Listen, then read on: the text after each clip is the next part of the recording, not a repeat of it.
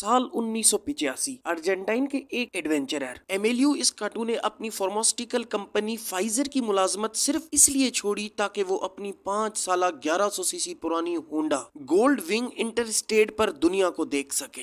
آج ہم دنیا کی طویل ترین موٹر سائیکل ڈرائیو پر بات کریں گے جس کا عالمی ریکارڈ ارجنٹائن کے ایک ایڈونچرر ایمیلیو اسکاٹو کے پاس ہے۔ ایمیلیو اسکاٹو نے یہ سفر 17 جنوری 1985 میں شروع کیا تھا اور اس کا اختتام 2 اپریل 1995 میں ہوا۔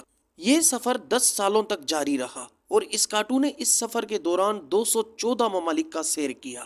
اسکاٹو کا سفر اکثر خطرناک ہوتا تھا۔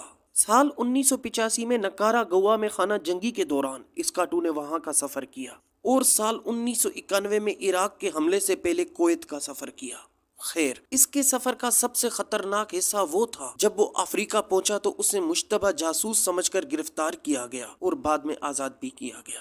اگرچہ اسکاٹو نے اپنے سفر کی پبلسٹی نہیں کی، لیکن اس کے سفر کے دوران اس کے ایڈونچر کی خبریں پھیلنا شروع ہو گئی تھیں۔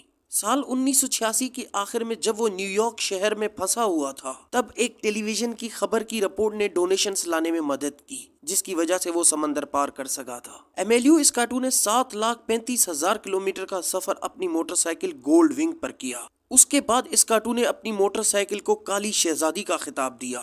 اس سفر کے دوران ایمیلیو اسکاٹو کی موٹر سائیکل نے 47,000 litre petrol, 1300 litre engine oil, 86 tyres, 12 بیٹریاں اور 9 سیٹیں استعمال کی اور اس پورے سفر کے دوران صرف ایک بار انجن بدلا گیا۔ سفر کے اختتام پر ایمیلیو اسکاٹو نے 224 صفحات پر مشتمل دی لانگسٹ رائڈ کتاب میں اپنے سفر کا تذکرہ بھی کیا ہے۔